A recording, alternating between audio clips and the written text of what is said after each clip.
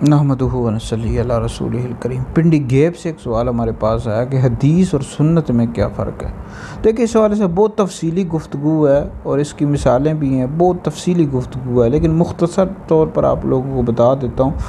हदीस का लुग़वी मतलब होता है बात करना, गुफ्तगू करना, और इस्तिलाही मतलब यह है कि नबी करीम अलैहिस्सलाम के अक़वाल, अफ़आल, अहवाल और तकरीरात को हदीस कहते हैं। हदीस की 3 किस्में हैं, हदीस फ़ेली, कौली, तकरीरी।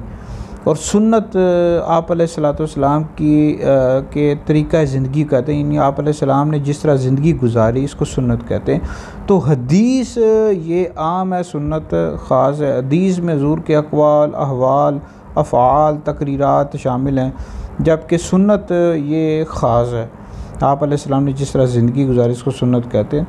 तो बाज़ हदीस ऐसी हैं जो हुज़ूर अलैहिस्सलाम के साथ ख़ास हैं, ऐसे हकाम को हदीस कहते, सुन्नत नहीं कहते।